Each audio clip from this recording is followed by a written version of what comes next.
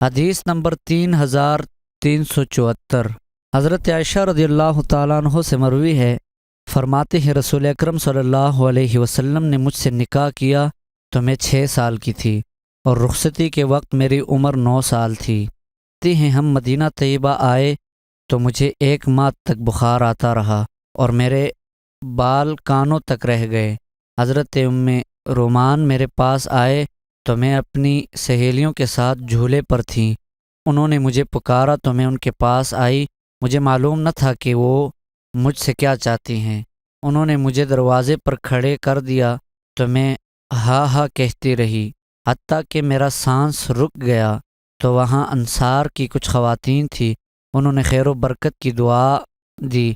ام رومان حضرت عائشہ رضی اللہ تعالیٰ عنہ کی والدہ نے مجھے ان کے حوالے کر دیا، تو انہوں نے میرا سر دھویا اور میرا بناؤ سنگار کیا۔ میں اس وقت ڈر گئی جب چاشت کے وقت رسول اکرم صلی اللہ علیہ وسلم تشریف لائے اور ان عورتوں نے مجھے آپ کے سپرد کر دیا۔ حدیث نمبر 3375۔ حضرت عائشہ رضی اللہ تعالیٰ عنہ سے مروی ہے، فرماتے ہیں نبی اکرم صلی اللہ علیہ وسلم نے مجھ سے نکاح کیا تو میں 6 سال کی تھی، اور 9 سال کی عمر میں میری رخصتی ہوئی۔ حدیث نمبر 3376۔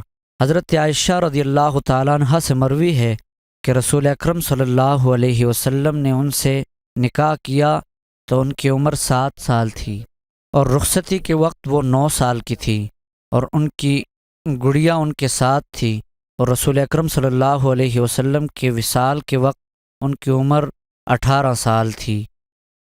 حدیث نمبر 3377۔